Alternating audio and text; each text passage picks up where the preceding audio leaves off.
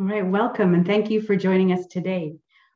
We are pleased to offer this webinar in French, and I'll just pick up on that a little bit later in the presentation. I'll start by introducing myself. My name is Marla Carlson, and I'm chair of the Organic Value Chain Advisory Committee, as well as executive director at Sask Organics. I would like to start with a land acknowledgement. COG's office is located on the traditional unceded territory of the Algonquin and Anishinaabe people. We would like to recognize the many important contributions Indigenous peoples have made and continue to make. We also want to acknowledge the injustices, both past and present, and encourage settlers to learn the history of the land, which specific First Nations inhabited it, and which First Nations currently reside nearby your place of residence, as a minimal initial step towards reconciliation. To learn more about the history of your area, please visit www.whosland.ca.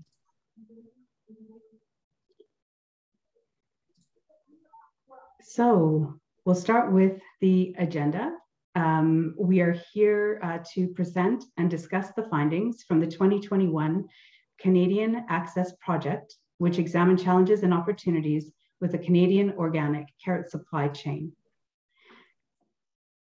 The study examined 6 supply chains: carrots, salad greens, blueberries, oats, field peas, and beef, and engaged with stakeholders across Canada.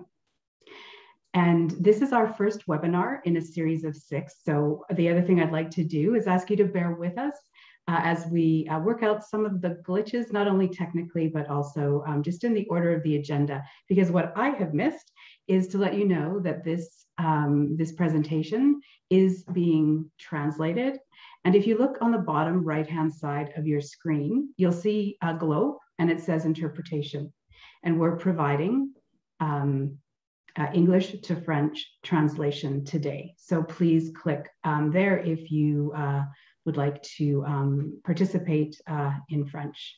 And also we will have a question and answer session, and we would encourage you to put your questions into that question and answer box. And you can see that at the bottom of your screen as well, saying Q&A with the bubbles. So now that we've got that out of the way, we'll move back to the agenda itself and the presentation, which is why you've all tuned in, and we thank you for that. Donald Murray of Harry Cummings and Associates will present the findings of their research and proposed strategies to overcome barriers, work that was conducted on behalf of Canadian organic growers. And as I've mentioned, it will be followed by a question and answer period where you can submit your questions using the Q&A function. We encourage you to introduce yourself in the chat, connect with other participants, and share your observations. We also will be sending out a poll to see what challenges you have faced in finding regional sources of grains in the supply chain. So this is one of those first times, so I believe a poll is going to pop up now, and we would love to hear what part of the sector you are involved with.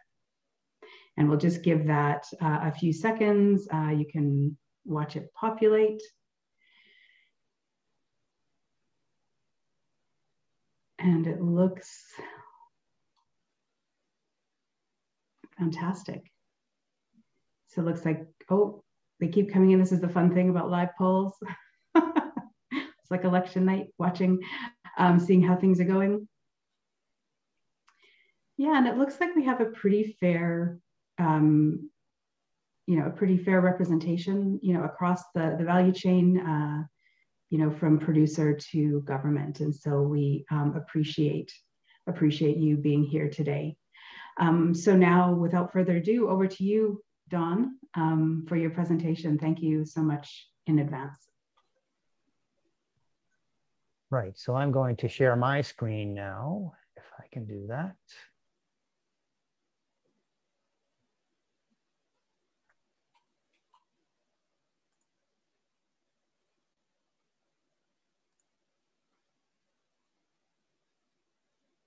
Right, and hopefully my screen is showing up now. I believe it is, it should be. Yes, it is. Great, thanks. So thanks everyone for joining us this morning or early afternoon, mid-afternoon, depending upon where you are. We're going to walk through a few things today as part of the overview of the findings. And this is a process, as this is the first kickoff webinar with carrots, and there's going to be 5 other sort of products, food groups that we're looking at. So this information will sort of build progressively on each other when we sort of review and reflect on the strategies and the analysis going forward. So this is sort of a first off event here. I want to sort of really touch base, first of all, on the research methods. So what activities did we undertake to engage with and collect information to help us understand and develop a profile of the barriers that organic carrot producers are experiencing and stakeholders across the supply chain, be they distributors, retailers, or researchers. And so a key element of the research process were the key informant interviews that we conducted with those stakeholders. We initially invited a total of 21 stakeholders from across Canada to participate in the study. 13 stakeholders ultimately decided to participate and took us up on that interview. And that consisted of 10 organic carrot producers, along with 2 distributors, and at least 1 individual who was both a producer, but also focused heavily on research as well. Those producers reflect a mix of small and large scale operations. 5 of the producers were sort of working with 10 acres or less. 2 were producing between 20 and 30 acres of carrots, and there were several that were producing 50 acres or more of organic carrots annually. They represent 6 provinces, collectively BC, Alberta, Ontario, Quebec, New Brunswick, and Prince Edward Island. We also participated in the Eastern Ontario supply chain meetings and stakeholder panels that were conducted earlier this year. So these were organized separately by COG, and there was a particular session on the vegetable supply chain, which included a few representatives that were involved in organic carrot production and or related activities in distribution and retail. So we were able to sort of collect their observations and insights and issues that they were having.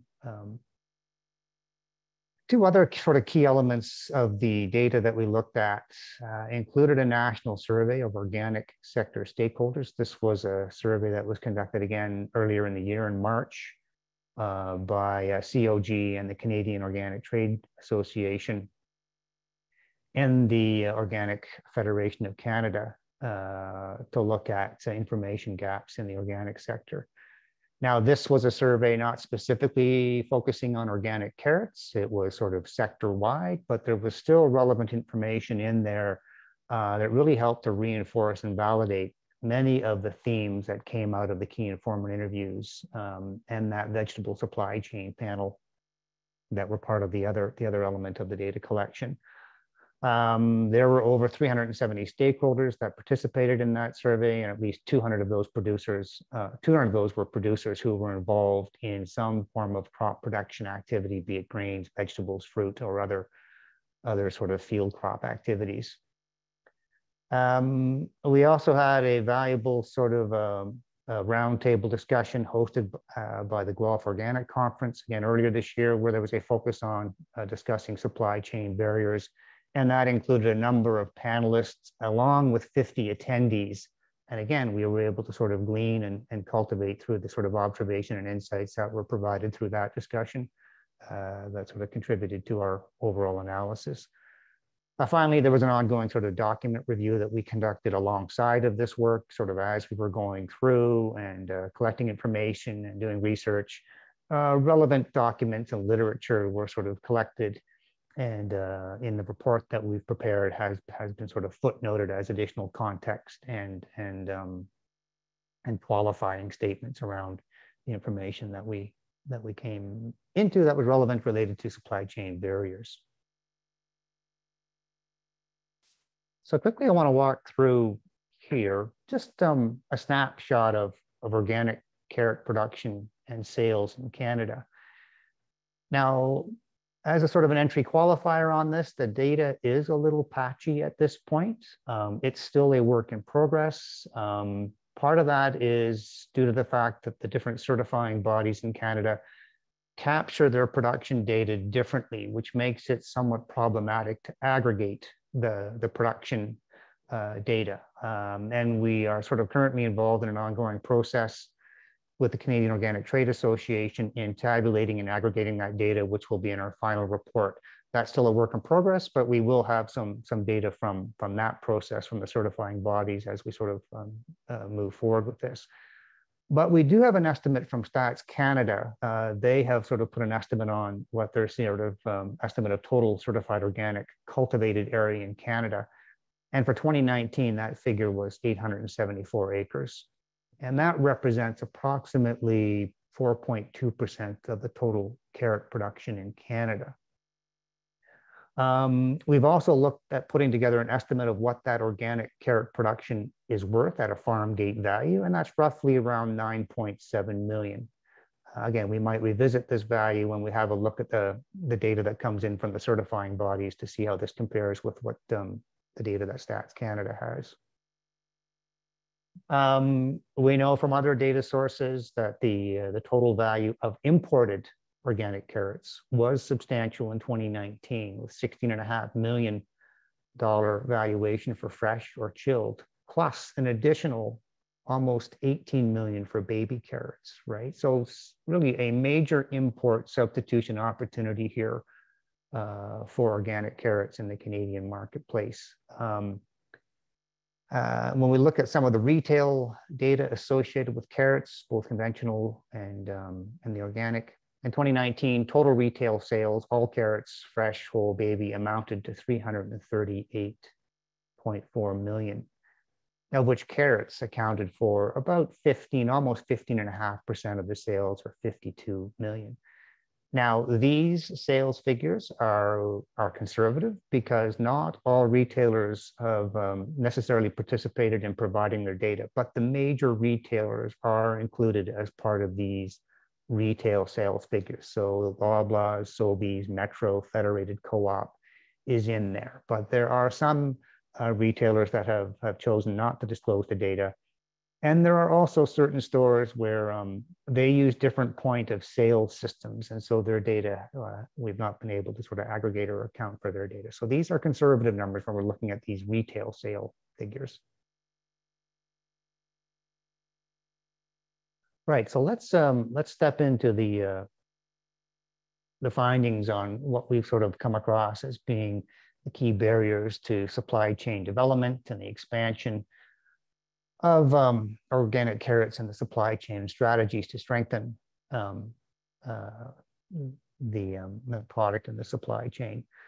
I'm going to run through both the barriers, challenges that we've identified through our analysis, and then also provide the corresponding some recommended strategies that we're still putting together, reflecting on, and building out on as we continue to explore and synthesize the results. But this is sort of our early take on this. And again, these will sort of be built on as we progress with the other 5 items that we're looking at, because there is going to be some interconnected elements around. These are consistent across 3 or 4 or all of the food groups that we're looking at. Our attention at this stage is to provide a sense of sort of different action items that we're considering at this point, and these will be finalized when we get to the final report.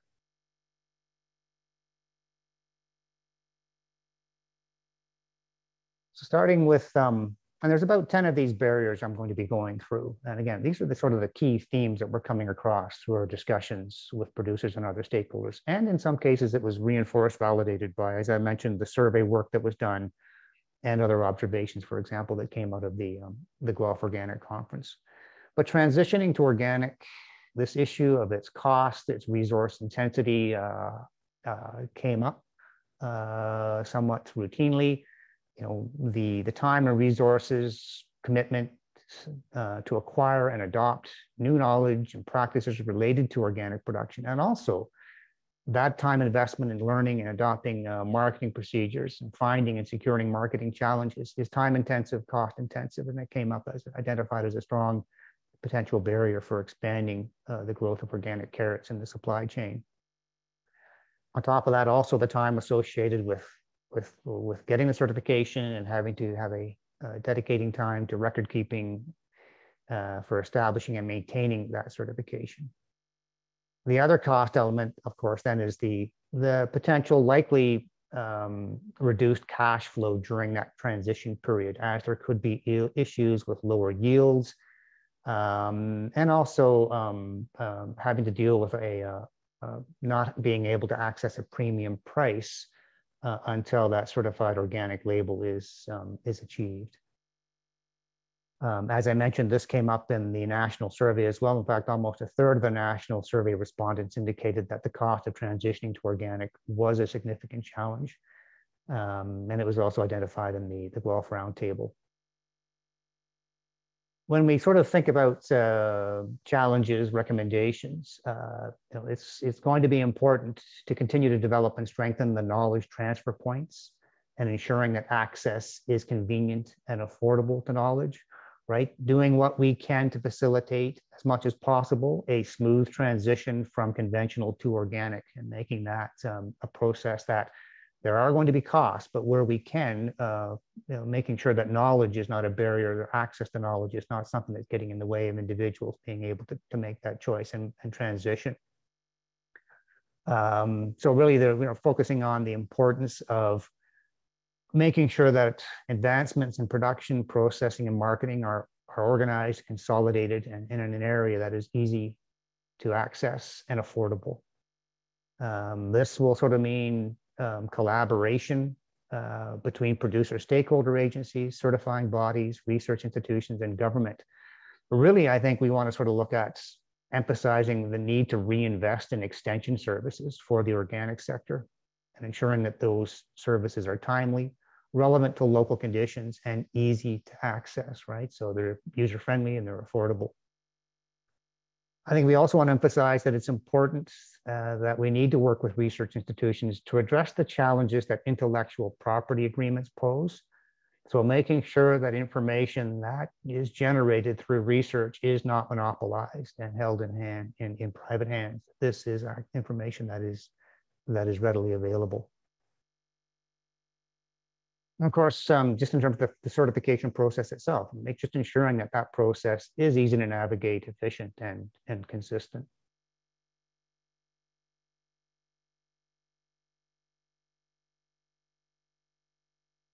It was interesting the extent to which we came across in talking with producers that they are currently at the scale of production that they are happy with, right? There is not a lot of interest in smaller scale producers expanding beyond their existing scale of production.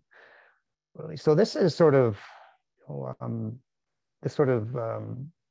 then is sort of puts us in a position where, so where is the growth going to come from? Is it going to come from those sort of producers that have mid-sized or larger scale that they could potentially sort of expand their production further? Or also the importance of conventional farmers then transitioning, more conventional farmers transitioning into organic, right? So it will be important to address the costs associated with transition and making sure that the entry is more attractive, less complicated, and so on, right? As I mentioned, the smaller scale producers, they tended to feel that they were at an adequate scale of production in terms of the time commitment of resources that they wanted to commit. They were happy with growing their current variety of crops, were not really particularly interested in specializing in a few crops. In fact, the reason they were sort of producing a variety of crops was the income security that sort of model provided should there be a low yield or a crop failure in any single crop. The variety sort of was an insurance measure for them. I would say that the smaller scale producers also tended to like the single owner operator model, right? Versus scaling up, and then the sense that they may have to bring in a larger management team to make that work. That was not something that was of particular interest to them. Now, we did talk with producers that have ventured into a cooperative model. So this would involve a group of producers And they've been able to achieve certain efficiencies in pooling resources and coordinating production activities and/or marketing activities. But those producers also noted that that model requires a higher level of administration and management and work delegation, the kind of thing that the smaller scale producers were actually trying to, again, avoid, not wanting to go down that path. So not for everyone, but clearly there were some individuals who were excited by that, enthusiastic for that sort of co-op model and a bigger pooling of resources.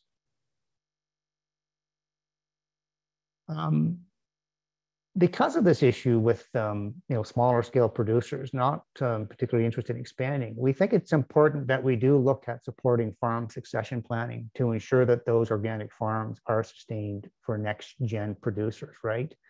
It will be important to ensure that some planning is put in place so that momentum is not lost and land that has been converted to organic is not reverting back to conventional or becoming idle, right? We think there's also value in looking at supporting the newcomer population and Indigenous communities in exploring investment and growth opportunities in organic farming, right? So what can we do to attract interest and investment across a broader demographic of the population who might be interested in this kind of an opportunity?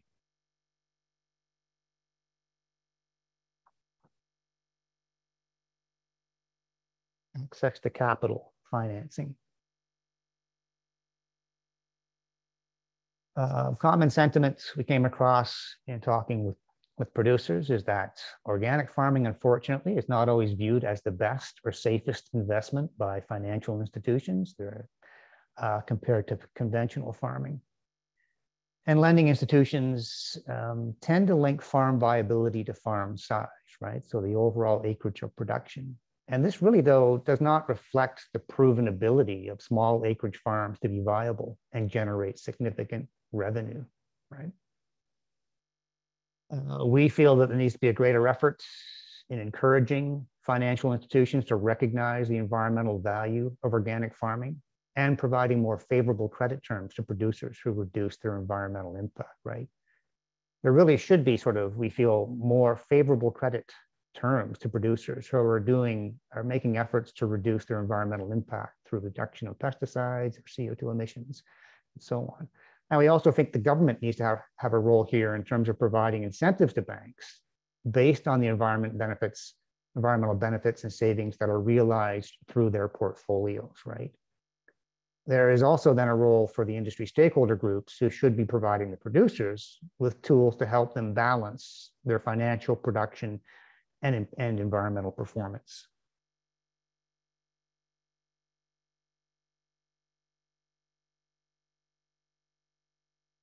Organic inputs. So the issue of access to and affordability of organic inputs came up often under discussions.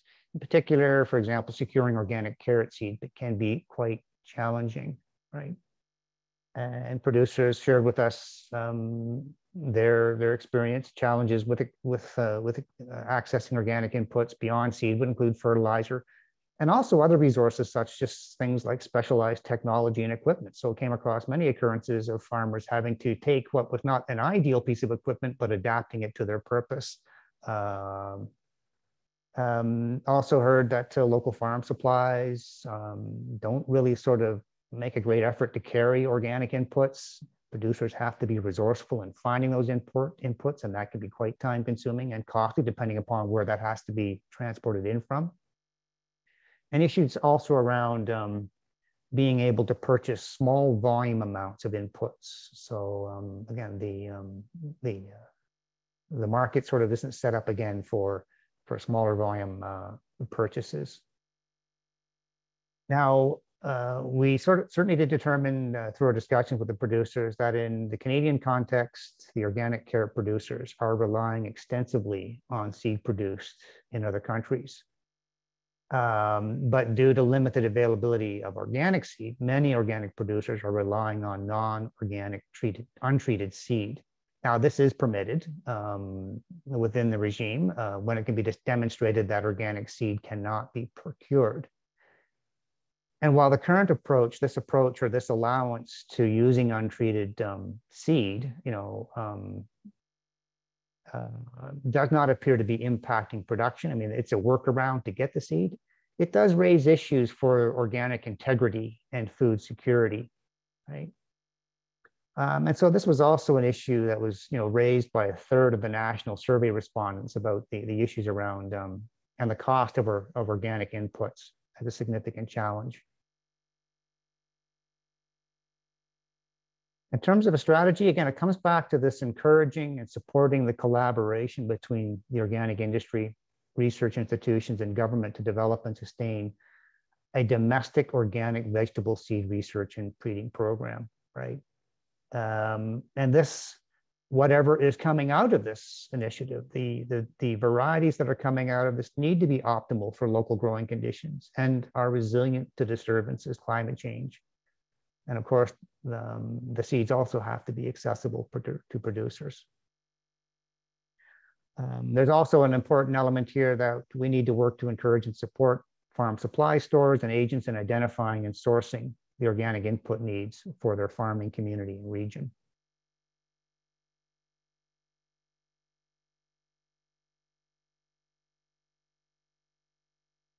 Issues related to labor, right? So this includes the sufficient amount of labor, the reliability associated with that labor, and the affordability associated with that labor, right? So producers mentioned to us that securing sufficient and reliable labor from a Canadian marketplace is challenging for a variety of reasons. So there is a level of disinterest in farm work, a level of disinterest in seasonal work, disinterest in traveling or relocating to the farm location. So the Canadian sort of workforce is not the most reliable group for the needs of the producers. But the temporary foreign worker program is crucial to many producers and is valued by many producers. And the COVID-19 pandemic has intensely magnified the vulnerabilities in the food supply chain, especially the Canadian food system reliance on temporary foreign workers, and has highlighted the importance of this program in supporting food security in Canada. This issue with labor affordability and availability was a high point in the national survey, and also sort of came across into our panel discussion with the Guelph Roundtable. It will be sort of crucial then that we continue to ensure that the temporary foreign worker program is maintained and that application and administration process is efficient and timely. It's important that we learn from the labor disruptions that resulted from COVID-19 pandemic, and that we have a robust system in place that is sufficiently prepared for similar types of disturbances in the future, right? So this is really sort of a wake-up call that that position must be robust. It can be a crucial piece to undermining production activities and food security.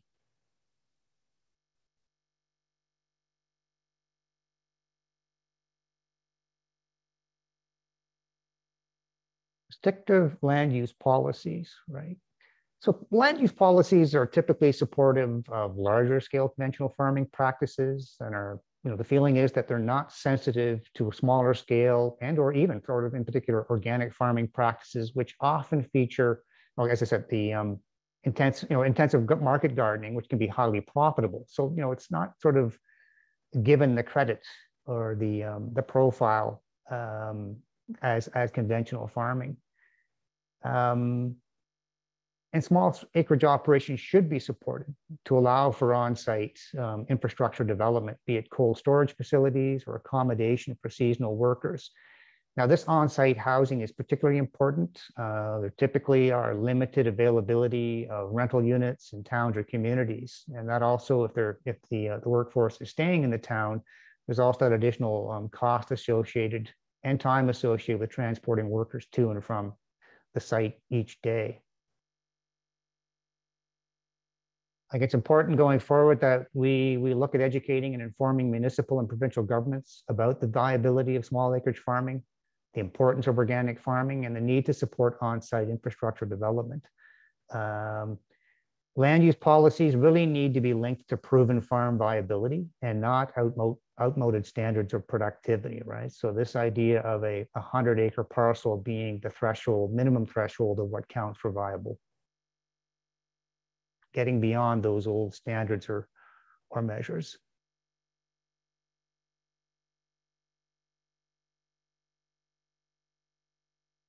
Land affordability and availability. This, I would say, was the highest ranking issue or barrier that continually sort of came up in our conversations about what's sort of really limiting future growth opportunities. Cost of entry into farming or even expanding existing land base is viewed as prohibitive due to high land valuation and or limited availability of suitable lands. And there are also issues of availability and affordability in the land rental market. Right? And that is further complicated by the lack of suitable infrastructure on that rented land parcel. So utilities may not be there. There could be no buildings or appropriate structures, fencing, lack of water resources. And it's also the case with that rented land, it might be issues with the incompatible surrounding land uses, which could also be sort of, the land might be there, but that's maybe not the most opportune place that you'd want to put an organic operation because of the adjoining land use at the time. Approximately 60% of the national survey respondents identified land costs as a significant challenge, and 40% identified land availability as a major challenge. When we look at some options around what we can do to sort of address this, we really think about the importance of potentially looking at the ongoing development and support and promotion of land matching programs to help organic producers find land to purchase or lease, and to ensure that this service is offered in conjunction with other relevant business support services. So some potential approaches to developing and supporting these sort of land linkages: farm linking, where we would be pairing a new organic farmer with a retiring farmer, and that retiring farmer being able to provide maybe a mentoring service as an entry point into organic production. Cooperative farming, pooling a group of young farmers together where they gain capital to buy or lease a farm they can share. Looking at farmland trusts, where a community or a conservancy group might potentially raise funds to purchase the land parcel and then renting that to the interested young farmers. And then enabling them to secure long-term leases and allowing them to make an investment in equipment, structure, and irrigation.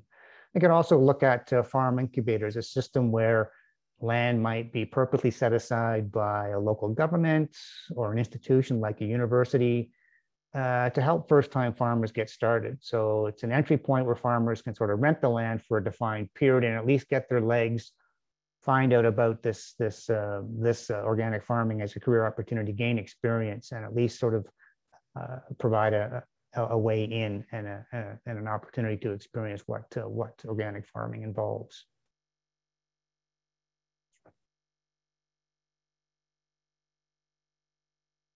In our discussion with producers, we came across many stories of producers. In particular this year, there seemed to be a lot of severe weather events happening that were sort of interfering with production activities. But in general, producers noticing an increasing frequency of extreme weather events associated with climate change. That's impacting their production activities and their cycles, and how it's forcing producers to sort of adapt more quickly to the changing conditions. Producers also touched on the value and importance of organic and regenerative farming in supporting greater resilience in the context of climate variabilities and research. And research and practices will need to sort of to adapt going forward, right? So looking at the development of drought-tolerant crops, looking at water management strategies, looking at soil conservation and nutrient recharge strategies going forward. Again, coming back to the issue of supporting enhanced collaboration between all relevant stakeholders as a strategy, right? So, and supporting institutional research on climate resilient agriculture and ensuring that their research is relevant and accessible producers.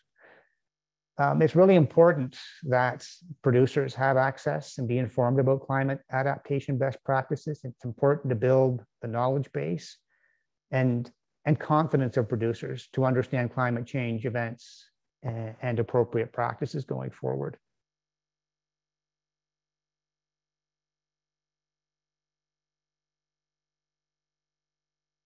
So the underdevelopment of marketing distribution channels for the organic sector came up fairly often in our conversations, right? So there's a feeling, not a feeling, but an experience that mainstream marketing and distribution channels for food are not sufficiently able to accommodate the organic sector, right? The networks of contacts between organic producers and other elements of the supply chain are not well developed.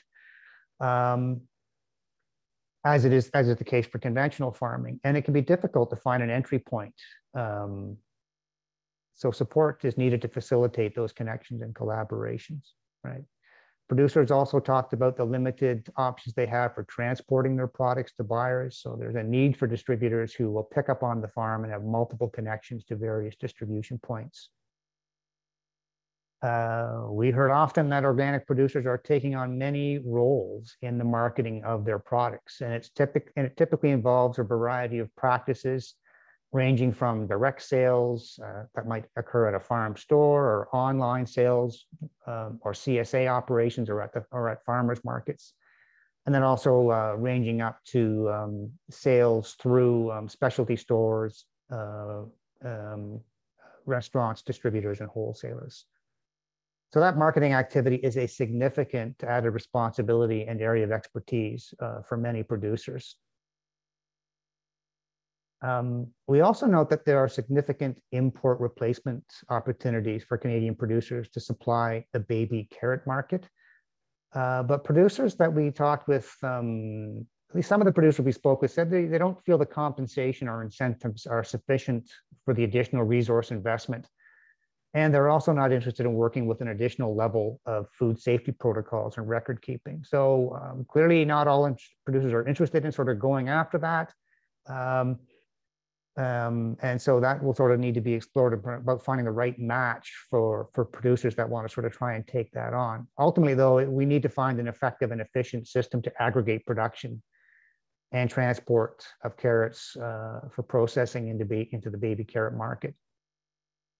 It'll also be important, I think, to make sure that once that system is set up, that we're moving carrots into underserviced markets and avoiding market oversaturation and risking price collapse. So, in talking with some of the smaller scale producers, again, they feel they've already maxed out on their market area, and to expand production, it would really require that they move into new market areas.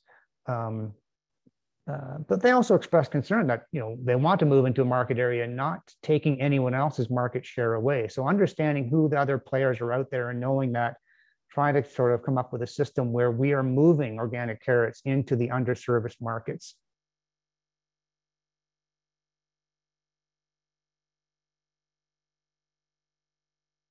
So coming back to the issue of facilitating and supporting communication and networking as a strategy between the relevant stakeholders, and identifying marketing and distribution opportunities, including effective transportation linkages. We need to sort of examine pickup and delivery logistics with private sector interests to efficiency and effectively aggregate and transport organic products. I am aware, I've heard from one producer that, or a stakeholder that there was a distribution agent, I think, that has developed an app for truckers that can let them know about the availability of a pickup at a farm. And that trucker is then able to sort of, if they have a partial load, to complete their load and collect that on their route. As I mentioned, the importance of ensuring that we're moving into product into underserviced areas and avoiding oversaturating markets. Yeah. We also want to ensure that whatever marketing resources, services, supports are being developed,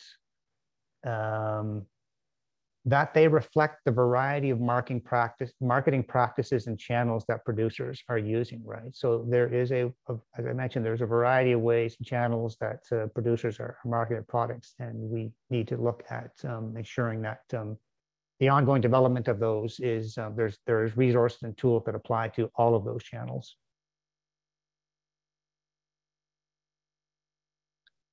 I want to sort of wrap up here on a barrier, but think of it more of a risk threat / opportunity here. Again, coming across many of the conversations that we had with our producers and other stakeholders. There is a fair bit of concern about devaluation of the organic brand in the marketplace with the proliferation of alternative branding that closely aligns with organic, right? So the concern about consumers being distracted by catchy promotions that aren't all that they claim to be. You may be familiar with the term greenwashing. So this use of sort of a abusive, almost sort of green marketing it doesn't really have substantiated sort of measurable criteria. Again, producers noted there is this proliferation of eco-friendly branding that could result in market erosion for organic products. And stress the importance of having full and truthful branding on food products to enable consumers to make informed choices. This issue about the proliferation of unregulated marketing claims came up as a significant issue through the national survey as well. The other thing here is the way that climate change and COVID-19 have really sparked consumer interest in food security and local food options, right? It's raised their awareness, and it has resulted in buying habits changing somewhat, right? So we've seen increases in home cooking and less eating out, an increase in online purchasing, and producers have had to quickly adapt to changing needs and interests to this market. And in our discussions with producers, there have been many producers that have expanded or built out their online purchasing capacity as part of this sort of this learning process. So I think there's an opportunity to further explore online marketing approaches to promote the benefits of organic and its ability to promote food security and local food options. It's the pervasiveness of this sort of alternative farm-friendly, eco-friendly marketing it's really sort of under the radar how these things can sort of slip in and sort of to gain consumer attention. I remember several months ago when as I was doing interviews and just happened to be watching television one evening, and there was a 15-second ad on TV that was by a fast food chain, and they were promoting their new product they were bringing online, and the three sort of taglines that were included in bold lettering were: one, Canadian in the biggest bold, then farm raised as the next major item in that advertising, then finally it was seasonal was the next one. And it's interesting to see farm raised being used as a proxy brand for all things good, right? Like, where else have these things been raised if not on a farm? So farm raised is it's just one of these things where it gets thrown out there. And I did a check on to see what's going on with this marketing, and it even on the YouTube channel where this is still up and running, this thing has had 330,000 views. So anyways, I just it is everywhere, and I think there is sort of merit in looking at what we can sort of do to sort of make sure that the organic brand is not losing traction in the marketplace. And it's important to ensure that the marketing and promotion of certified organic products enables consumers to easily and clearly differentiate the organic product from the non-organic options. And also that the wider benefits are also promoted, right? So that the organic, the benefit of organic production helping mitigate climate change, right? Needs to be emphasized. And producers also emphasize that they want to see retailers taking on a greater role in promoting organic products and informing consumers about the benefits. But there's also a role here, I think, for producers to look at creative ways to help retailers break out of their customary selling and pricing approaches, and to help consumers opt into organic options. For example, there was a producer that we spoke with that is working with one of their buyers, where the customer is allowed to make a choice. If they want to pay a premium price for that organic product. So there's a bit of messaging that is included with the sales in terms of where that product has come from and the organic benefits. But at the point of sale, the customer is then given the choice whether they want to pay a premium price on that product. Again, I think that just sort of helps at that point of sale, reinforces what that customer is buying into when they make that choice. I think also what's important, it's not on the slide here, but there's an important role for relevant provincial and federal government agencies to monitor and regulate the eco-friendly marketing claims to ensure that they are truthful and not misleading. So with that, we open this up to discussion, to questions and answers, and I put it back to the group. And on the call with me today as well, I'd like to mention quickly that my colleagues with our company, Harry Cummings is based in Guelph. He is on the call today, and Christine Zwart is also on the call. She's based in Victoria. Excellent. Thanks, Don. So I have 3 questions that have come in, and I'll just take them in the order they arrived. The first one is about the data, and the question is this data from SPINS or another organization? And Harry said that he would like to answer this question live. So over to you, Harry. Yes. Am I being heard? We can hear you. Yes, thank you. Right. So the data we have collected is coming from a wide variety of sources. Statistics Canada, provincial organic bodies, individual research done by researchers. And then we did interviews with producers in the organic carrot sector across the country and analyzed that data as well. So SPINS retail database isn't something we've used specifically, but we'll certainly take a look at it. Thank you for that question. Perfect. Thanks, Harry. And then the next question is concerning expansion beyond existing scale. Did we only consider existing producers specialized in vegetables? In recent years in Quebec, scaling up organic carrot production has come from organic field crop producers wanting to diversify from grains. And so we're able to scale up considerably. I think that's an important consideration going forward, absolutely. And I think we will fold that into our sort of future consideration, that this also needs to be part of the discussion, and those individuals that are involved in grain production and looking to diversify their crop profile, absolutely. I think it's something we need to sort of make sure that it's noted as an opportunity.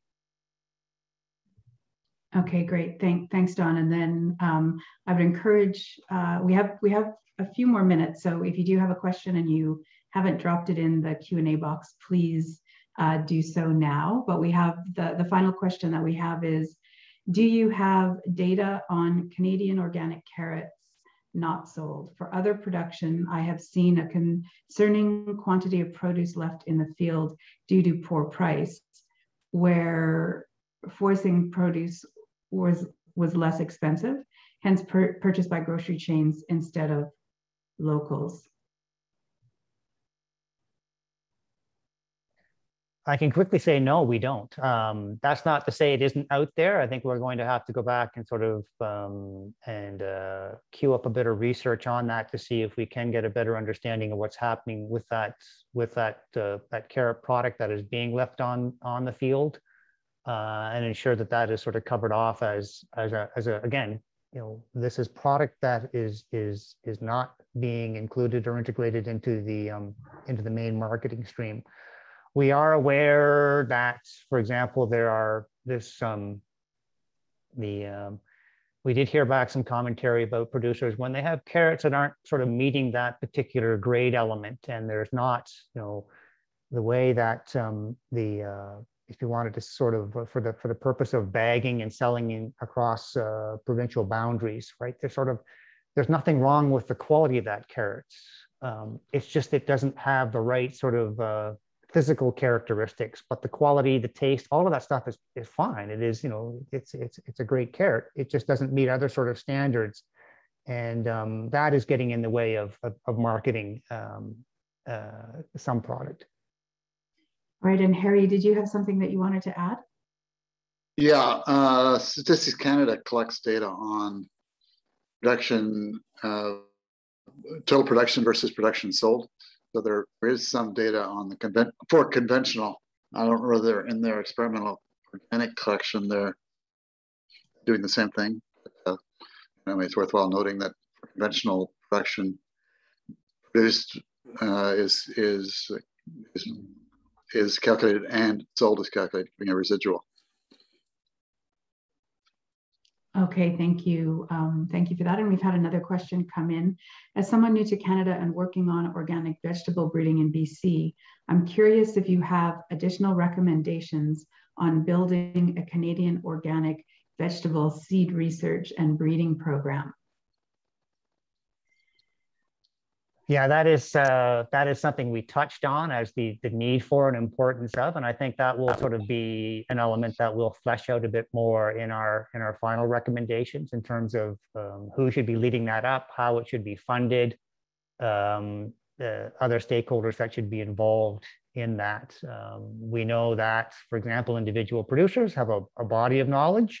How are we sort of making sure that we're sort of making sure that it isn't sort of just the research institutions that are sort of controlling and driving the agenda, but also that producers have an active role in some of the decision-making process around what is being prioritized in research. Yeah, and I'll just also just throw out there that the Organic Agriculture Centre of Canada and OFC, they're starting to think about priorities for the next, the Organic Science Cluster 4. So, again, this information or suggestion could be shared with them as well as part of that priority setting process. So thank you, for that comment.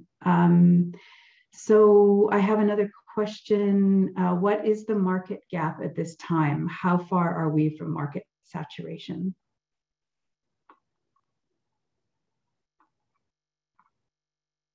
Well, I would say some producers are at market saturation in their local area, but I think clearly when we look at what the conventional market is, look at the dollar value that's there, there's a lot of room to grow. Again, it's sort of the issues of where's that land going to come from? How are we going to assist producers transitioning to sort of to try and capture some of that opportunity? Okay, thank you. Thank you for that. Harry, you have your hand up. I'm not sure if you have a new, or you wanted to add something additionally. No, it's left over from before. Okay, that's fine. I just didn't want to miss you out. So it looks like we have answered all of the questions that have come in so far or in this morning. I do want to let you know that after the webinar is done and you had a little bit of time to kind of digest the information and the question and answer period, if you do have any observations or additional questions, please email David at COG. So it's David, DAVID at COG.ca. And maybe, David, you can drop that into the chat function as well, so people have it there for them. Oh, and then I guess the final question for you, Dawn, is maybe just talk a little bit about the next steps, the timelines for final reports or what comes next. Right. So we have a number of upcoming webinars, which are here on the slide. Here, the dates are there. These are dates that at this point, those are the calendar dates. If something changes and if you submit, let us know. If you include your name in the contact list, we'll make sure you get an update. But these are the dates that we are going for the next round of webinars coming up. Each of these, each of the 6 will have a standalone report that is produced with them. And then there will be a synthesized report that will also be put together as a sort of a wraparound report at the end of this.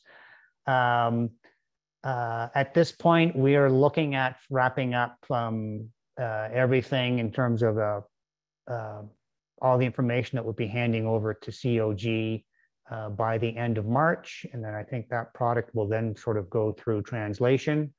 And then I think as we get into sort of the early summer months, June, the intention is that that product would then, and that material then would be made broadly available.